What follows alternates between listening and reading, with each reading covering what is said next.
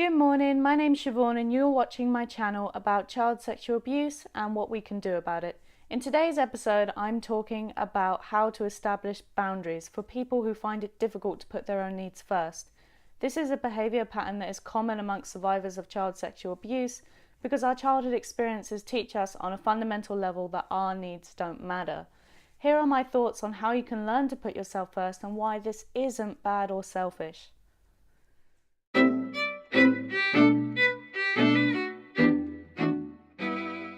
Firstly, I think it's important to treat yourself with some compassion. If you're someone who struggles to put your own needs first, then there are reasons for that and it's important to keep those in mind. In the case of sexual abuse, I can say that it has directly affected my ability to look after myself emotionally because I felt responsible for what happened to me as a kid, and that led to a need to prove myself to others, to prove that I was good, and that led to overcompensating behaviours. Deep down, I felt that I didn't have the right to say no to anything in life. I did favours for people that weren't worth the stress, only for them to, of course, ask for more. I said stuff that I didn't really mean just to keep other people happy. I went on dates that I didn't really want to go on because I felt responsible for how the other person would react if I said no. I felt guilty, so I engaged in a lot of behaviour that was about avoiding guilt, rather than doing what was best for me, and indeed what was better for the other person in the long run from me being honest and authentic. As you learn to establish boundaries in your life, you're going to get a clearer idea of where your responsibility ends and the other person's begins, which will help you to feel less guilty for how the other person chooses to react to you asserting your own needs.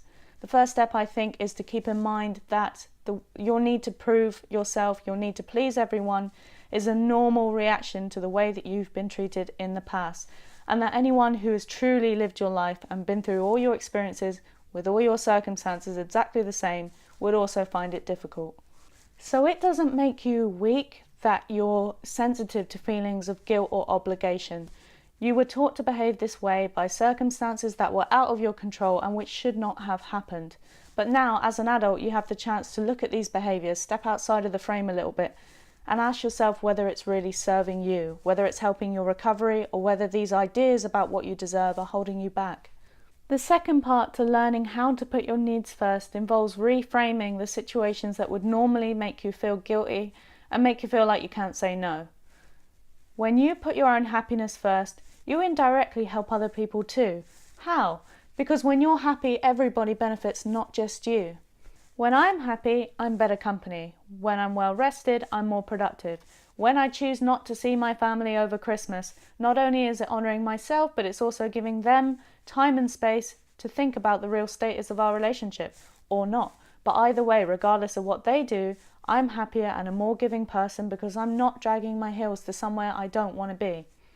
And I'm not wasting anybody's time. I'm not prolonging the inevitable. I'm putting myself first, and everyone is benefiting in one way or another. Because people don't want the defeated side of you that's just always saying yes. People don't want a yes man or a yes woman, even if they think they do. People benefit more in the long run by a version of you that is happy and authentic. If I feel that someone is expecting too much and I decide to say no, it's win-win. I win because I don't have to do the thing. They win because they avoid me feeling obliged to do something that was too much of a personal sacrifice for me. And the doing of those things that are too much, that go past the point where it's making us really unhappy and we don't want to do it, but we push ourselves to do it anyway because we feel that we must. Every time we do that, a quiet resentment does kind of build up, and that does damage relationships when it comes out, which eventually it always does. I used to think that always putting other people first was noble and self-sacrificing.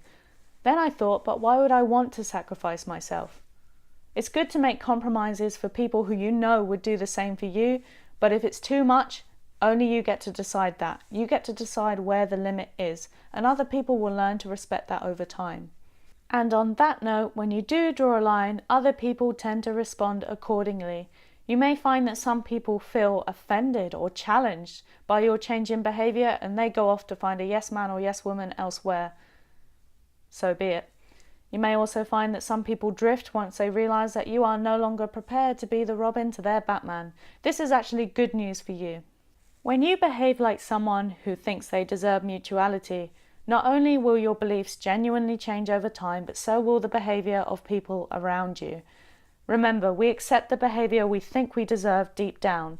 And after everything that you've already been through in life, don't you deserve some clarity and some peace of mind? Thank you for getting to the end of this video, and now I would love to hear from you. How do you establish boundaries when it feels like everybody is making demands?